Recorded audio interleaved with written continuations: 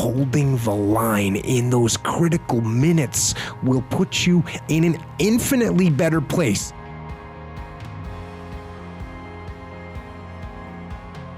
I started off with what I considered leadership building blocks 1, 2, and 3 from my life, from the SEAL teams. My first 3 SEAL platoons. This is the 1990s, there's no war going on, and I looked at these situations and said, okay, these are things that I took from these specific events or these specific scenarios, and I applied those for the rest of my career and for the rest of my life, and I apply them today. And so what I did was I started off by telling these 3 stories about my first platoon, my second platoon, my third platoon. My first platoon, to summarize the story, we were doing a training operation. We get into this tactical situation. Everyone in my platoon is focused on one area. Everyone's looking down their weapons, waiting for a threat to expose itself, which means you got 16 guys looking down their weapons, and I'm waiting for someone to make a call. I was a new guy. I'm waiting for someone above me in the chain of command to say, hey, move here, or hey, move forward, or make some kind of a decision. And as I'm waiting, no one's doing it. So I'm a new guy. I'm scared to say anything, so I'm just waiting, and no one's giving an order. No one's giving any direction.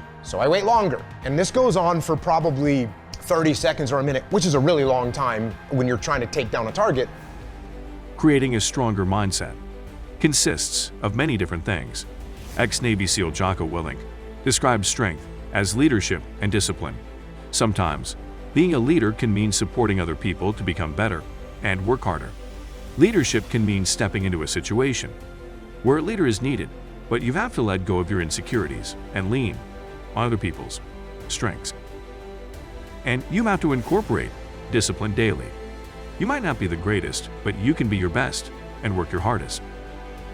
Remember that the small, daily disciplines can lead you to bigger victories.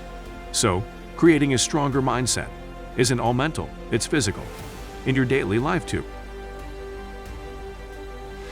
So many times, where as a leader, it's actually better to take a step back and just support when someone else is getting ready to execute something. And I've got a plan in my head and he's my subordinate. And he says to me, hey Jocko, here's the plan I want to do. And in my mind, I've got like a 90% solution to the problem. And he comes to me with his plan and it's an 80% solution. Whose plan should we go with? Go with Jared's all day long because he's going to execute that plan and I've got a 90% solution. Now whose plan should we go with? Go with Jared, but you give him a little adjustment. You make him move a little bit to the left, a little bit to the right. You get him to he's got a 78% plan and then you say, go execute. I love it. What if Jared comes to me with a 20% plan? Fire Jared? What's beautiful about a 20% solution is it's not a solution at all. The holes are so easy to see that when I point them out to him, I say, hey, this is wrong, and by the way, this doesn't look good, and here's what will happen if we do that. Can you take this, reformulate it, and come back to me with a better plan? And he learns those lessons, and he comes up with a better plan. Now he brings me an 82% solution, and we can execute his plan, which is what I absolutely want as a leader.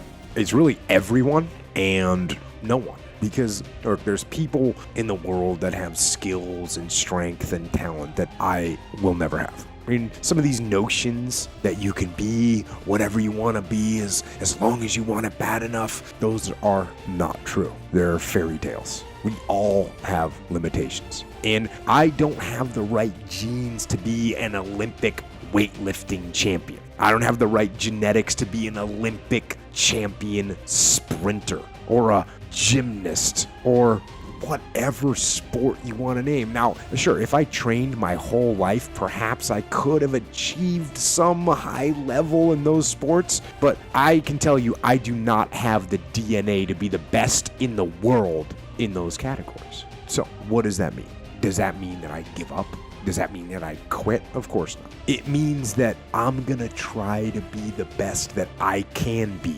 Let's say you're the most ultra motivated guy in the world. When that alarm clock goes off, there's at least 50% of the time where that soft little pillow is just caressing your head and you want to stay there. And it takes discipline to go, nope, I'm gonna get up out of this bed and I'm gonna do what I'm supposed to do. And that discipline that you have at that moment, you win that fight. That's a big victory. That pattern will carry out the day because once you're up, well, now that I'm up, I might as well go work out because I'm already up and I feel good that I got up out of bed and I won that battle. Let me go win another battle. I'm gonna go get it done. And then when you show up at the office and there's someone that's got a big box of that they're giving away for free, by the way. So they're just sitting there. It's almost like an insult not to take them. But when you've already gotten up early, you had the discipline there, and now you see the box of donuts, you're like, no, I'm not gonna eat the donuts. You're not gonna do it. And that discipline carries on throughout the day. So now you take that and you span that out over a week and a month, and you end up with more discipline. And it starts with that simple act of getting up and getting out of bed in the morning.